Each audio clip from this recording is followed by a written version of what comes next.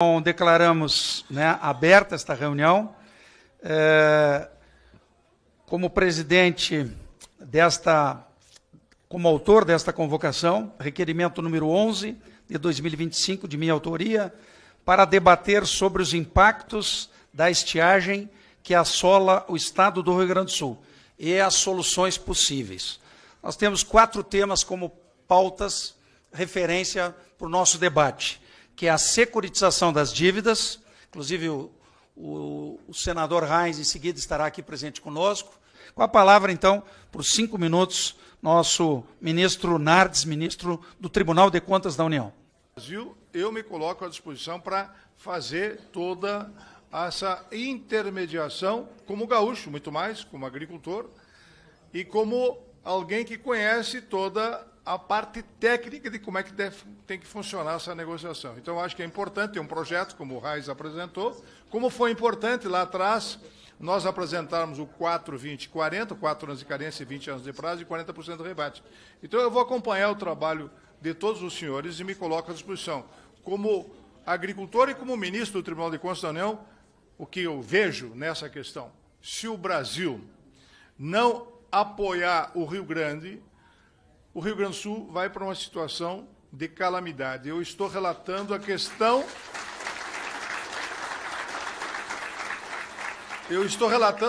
da enchente. A situação do Rio Grande do Sul é extremamente impactante. Eu visitei agora, recentemente, 40 municípios.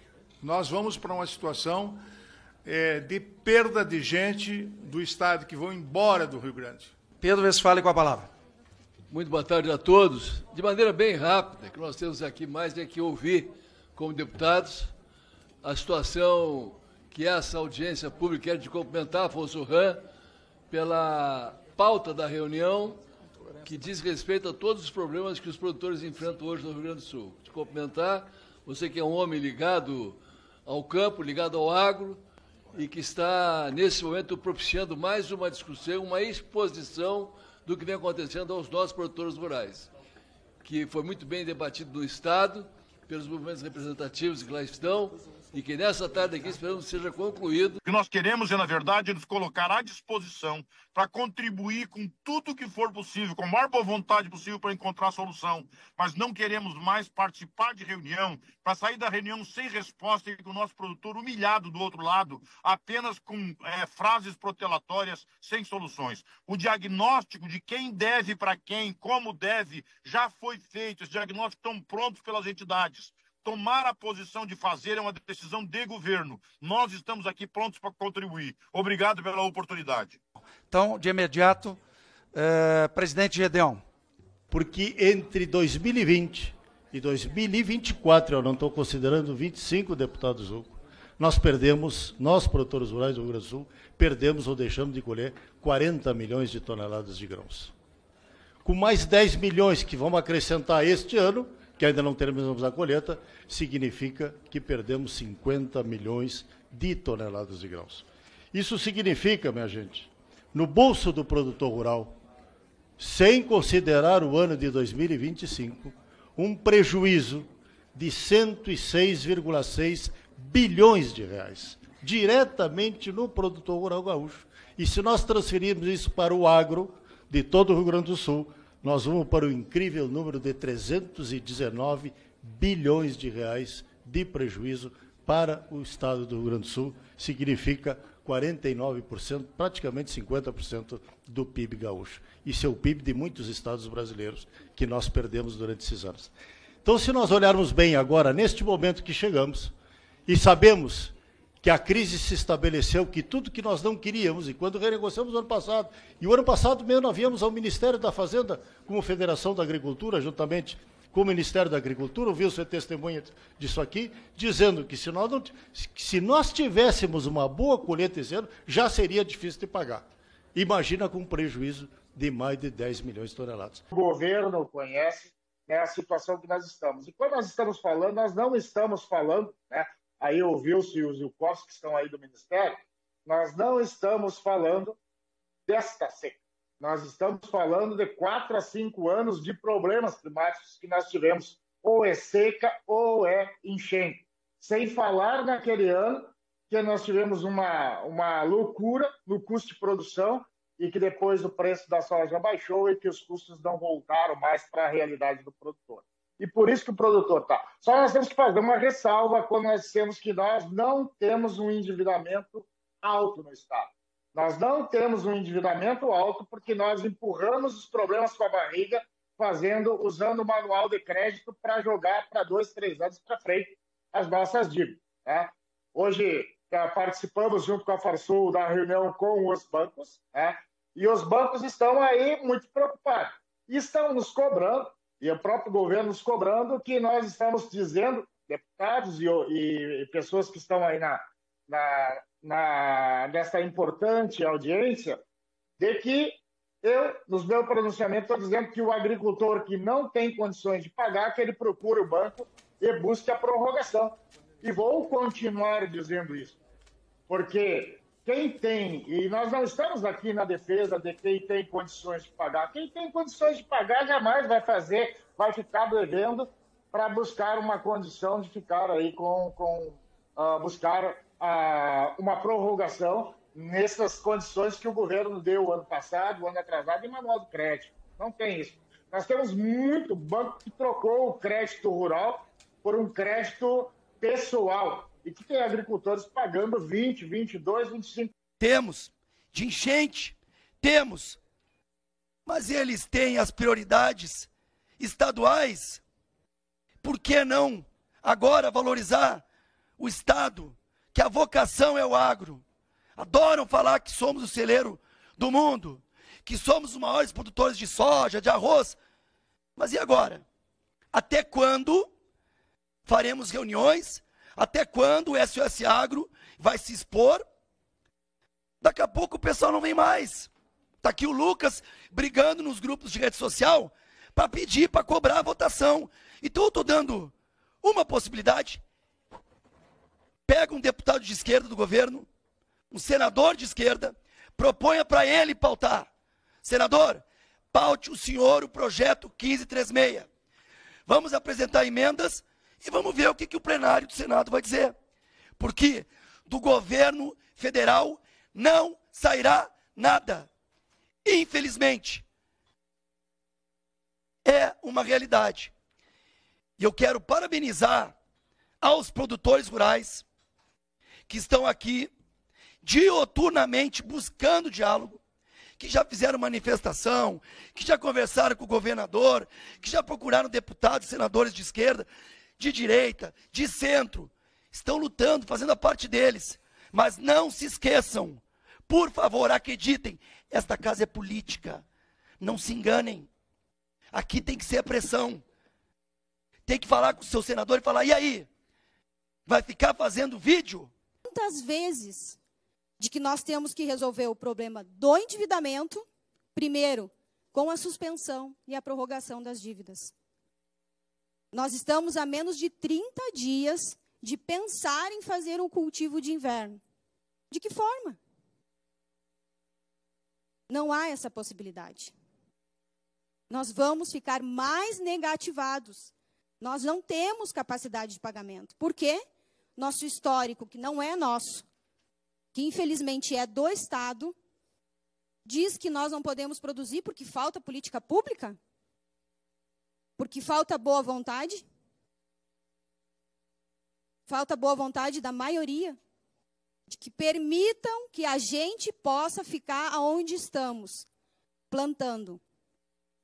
A gente está aqui hoje lutando para ter essa condição. Nós não queremos abandonar o nosso Estado como nos abandonaram.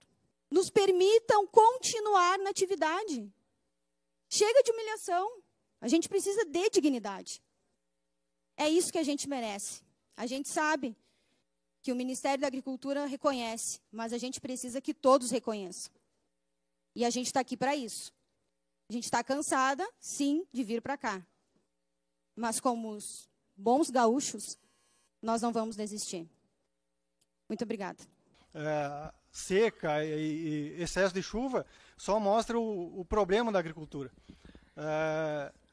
A gente vem agora ouvindo falar que o Rio Grande do Sul vai ter que repensar o sistema da agricultura, tem lugar que não vai poder plantar. Eu sei que há 15, 20 anos atrás o agricultor colhia 25, 30 sacos de soja e sobrava. Hoje, se tu não colher 60, não te sobra nada. A gente vê agora o vilão da história, o ovo. Está R$12 ali, R$1, o ovo está R$12 a dúzia de ovo. Com R$12 tu compra 2 litros de diesel.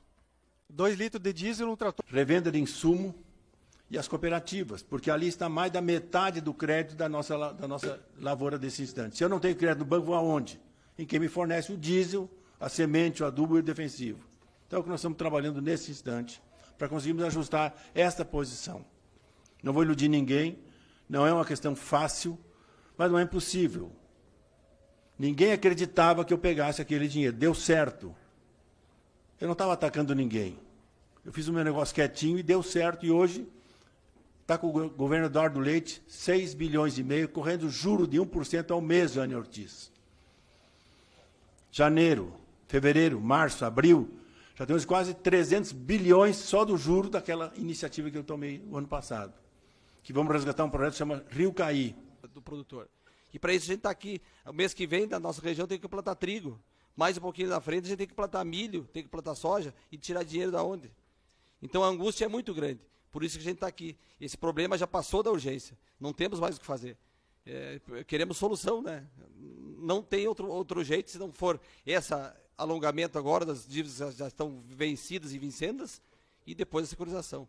Eu peço a sensibilidade de todos os deputados, de toda a Câmara, todos que estão aqui presentes, agradeço a todos que estão aqui presentes, e também da equipe do governo que tem essa sensibilidade.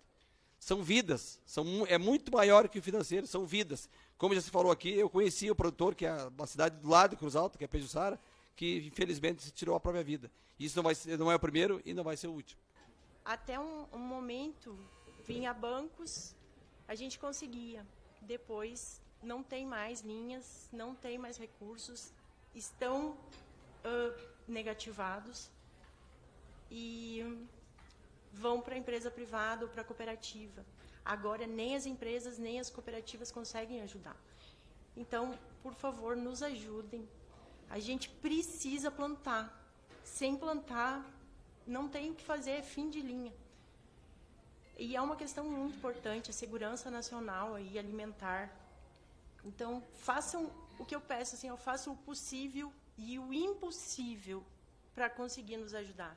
De todo esse sentimento, de toda essa angústia que a gente está vivendo, não é fácil passar por 5 secas e um enchente e tu vê o teu produto. Você terminar lá na lavoura, tu dedicar o teu tempo, praticamente 10, 12, 14 horas de trabalho durante o dia, a gente passa lá. Olha, realmente não é fácil. Eu queria perguntar para vocês, se vocês chegassem no final do mês e não recebessem o ordenado de vocês, não recebessem o dinheiro de vocês para vocês sobreviverem e pagarem as contas. Você põe no lugar de nós. É isso que a gente está passando durante 5, 6 anos lá. A gente está tirando dinheiro de onde não tem. A gente está colocando o CPF da gente em dívida. O meu CPF, do meu pai, do meu irmão, dos nossos filhos. Vai pegar dinheiro para continuar na atividade. E me diz, o que a gente vai fazer? Não tem produção. Não existe produtividade. Não tem mais o que a gente fazer. Se o governo não olhar para nós e não nos ajudar, não tem o que a gente fazer. A gente vai ter que abandonar o Estado. Simplesmente isso. Vamos ter que deixar de trabalhar. E a gente está em desespero porque a gente quer a oportunidade de trabalhar, de seguir lá na nossa propriedade, seguir o trabalho. Tentando fazer renda, tentando produzir. Tá? Isso eu falo isso aí em respeito a todos os produtores que estão lá no Estado, lá no Rio Grande do Sul, e estão esperando alguma resposta. E eu mostro, e a minha indignação é assim, ó, um presidente que vem a público falar que quer baixar o preço dos alimentos. Quando que ele veio nos perguntar quanto que tu está gastando, qual é o teu custo da tua lavoura? Né? Eu não pago arrendamento, a gente trabalha em área própria, mas a gente tem um custo de 30, 40 sacos por hectare. E a gente está fechando em anos aí de 20, às vezes nem 30 sacos por hectare, como é que vai pagar a conta?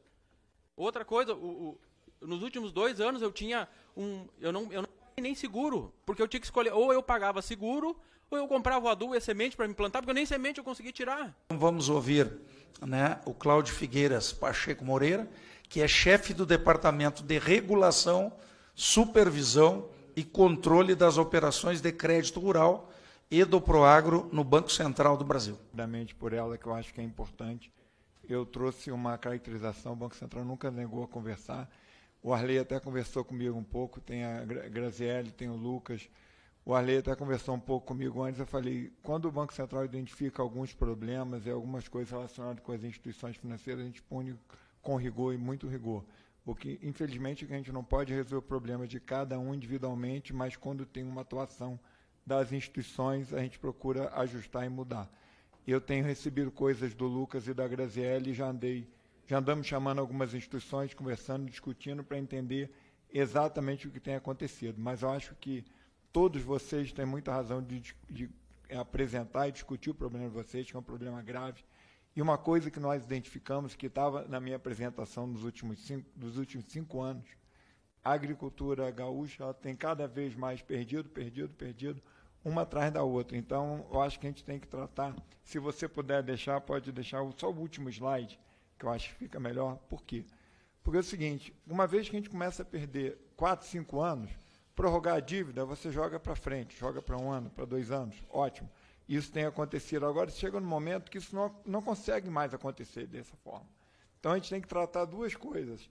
É a mitigação de risco, é a forma de repensar, não quer dizer que a agricultura tem que sair de um lugar ou outro, mas como que eu tenho que produzir, qual a forma de produzir, e a única forma de se fazer isso é com investimento pesado, algum planejamento, e com a tecnologia que nós temos, que é reconhecida no mundo inteiro. O Brasil é um dos melhores e reconhecido no mundo pela tecnologia agrícola. Então, se a gente começa a ver algumas regiões que planta-se todo ano e todo ano se perde, temos a parte climática, mas nós temos também que pensar no investimento disso. Não é o Banco Central que vai dizer, mas uma política de governo para nós podermos fazer com que realmente a agricultura volte a produzir, ou até mesmo fazer uma rotação, um ajuste de algum tipo de cultura. A gente tem estudado muito, o que não pode é você olhar todo ano um número, você botou do obrigado, mas não é do obrigado.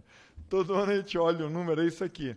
Todo ano nós olhamos o número e olhamos os agricultores perdendo. Só para vocês terem ideia, essa soja, que agora teve esse problema de perda, eu vou, como gestor do Proagro, eu vou desembolsar cerca de 1 bilhão, 1,5 bilhão de reais.